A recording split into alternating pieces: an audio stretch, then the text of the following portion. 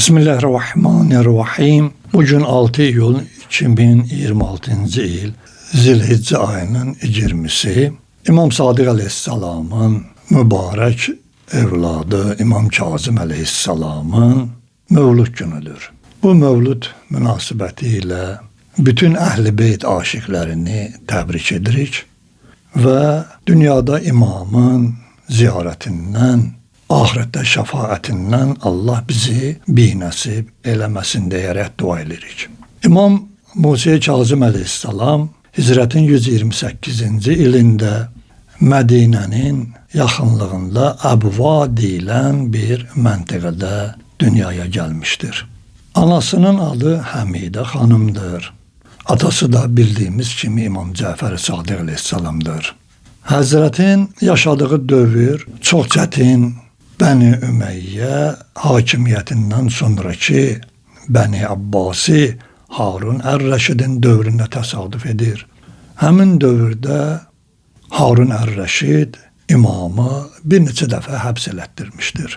İmam çox ağır şəraitdə imamət eləyərək 35 il imaməti həyata aşırmış və Əhl-i Beyt məktəbini qorumuşdur. İmamın ləqəblərindən biri budur ki, Həzrətə Babul Havaic deyərlər. Yəni, hacətlər, istəklər qapısı. Hər kəs imama təvəssül eləyərsə, imam onun üçün öz ilahi rəhmət qapısını açmaqda yardımcı olar. Həzrətin həyatında bilirsiniz ki, 30'dan 30, hətta bəziləri 40 deyirlər, evladı olubdur. Onların təxminən 18'i qız olub, 19 evladı oğlan olubdur. O dövrdə olan Abbasi hakimiyyətinin imama olan çox ağır təzyiqlərindən heç kəs nə olanın biri ilə, belə deyək, oğlanla həyat qurub, nə də ki, qızı elçi düşmüşdür. 18 qızı imamın hamısı dünyadan subay etmişdir. Yəni, bu məzlumiyyəti var imamın. Və 183-cü hicri ilində Rəcəb ayın 25'ində Harun Məlun imama zəhər verdirərək onu şəhadətə çatdırmışdır ki, və axırıncı onun həbsi 11-12 il Harun'un Bağdadda həbsxanasında qalmış və orada şəhadətə çatmışdır. İmamdan təbərrük bir neçə hədis qeyd eləyək. Həzrət buyurur ki, Mən əhəbbət dünya zəhəbə xafful axirə min qəlbi.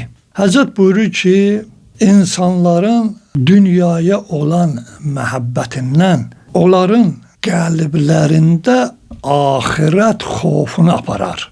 Yəni, insan nə qədər dünyaya bağlıdır, bir o qədər axirətdən uzaqlaşar. Nə qədər dünya onu özünə qul eləyib, əsir eləyibdir, insanın bir o qədər axirət, məhşər yadından çıxıb gedər. Xof yadından çıxar gedər. Qiyamət məhkəməsi yadından çıxar gedər. Məsəl üçün, baxırsan ki, bu günlərim bir çox zalimlar insanlara zülüm edirlər. Və o qədər zülüm edirlər, insanların həqlərini əllərindən alırlar, onlara zülümlər edirlər. Bunlar getdikcə artar. Yəni, bunlar hamısı bağlıdır dünyaya olan məhəbbəti, dünya sevgisi, vəzifə sevgisi. Bunlar hamısı insandan ahirətdə Allah məhkəməsini yaddan çıxardar. Çünki zalim kimdir? Ahirət məhkəməsindən qorxmayan, ahirət məhkəməsini yadından çıxarıbdır. Ona görə də əllərindən gələn zülmə eləyərlər. İmam Kazım Aleyhisselam'ın hədislərindən biri də budur ki, Əl-müminu kəl-mizan, ləhlu kəffətan, kulləma zada imanuhu zadəti ibtilaətuhu. Həzrət buyurur ki, mömin tərəzinin iki gözü kimidir? İmanı artdıkça imtihanı da artar. Yəni necə? İnsanın imanı nə qədər artarsa, bilsin ki, dünyadakı çətinlikləri bir o qədər artacaqdır. İmanı zəif olan insanlar, görürsən ki, həyatda heç bir bəla ilə üzləşmirlər. Elə deyir ki, şükür Allaha, Allahdan çox razıyam. Allah səndən razı olsa, bilgilən ki, imtihanın artacaq. Dünya bəlaları sənin ətrafı bürüyəcəkdir.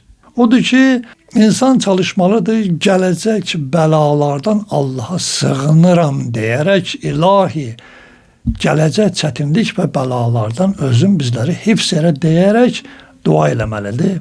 Bir nəfər Həzrət İmam Kazım əleyhissalamın yanına gəlir. Deyir ki, Yəbnə Rasulillah, mənim müəyyən çətinliyim var. Həzrət buyurur ki, evlisən ya subaysan? Həmin adam deyir, Yəbnə Rasulillah, mən subayam.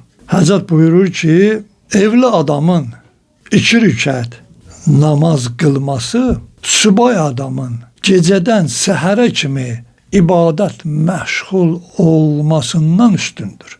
Görün, evlənməyin nə qədər Allah yanında dərəcəsi var. Bir subay gecədən axşama kimi sübhə qədər namaz qılır. Gecə namazı, müstəhəb namaz. Amma deyir, get evlən, 2 rükət namaz qılsan, o səhərə kimi elədiyin ibadətdən də əfsəldir, üstündür. Və Həzrət buyurdu ki, cəddim Peyğəmbər bir sahabiyə hətta pul verdi ki, get evlənginə. Çünki evli adamın ruzisi artar və bir ailədə ki, evlat var, ailə var, Allah o ailəyə ruzi bərəkət verirlər və ailə ocağını sevər. Odur ki, insan həyatda Allaha yaxınlaşmağın yollarını gərək dəqiq izləsin.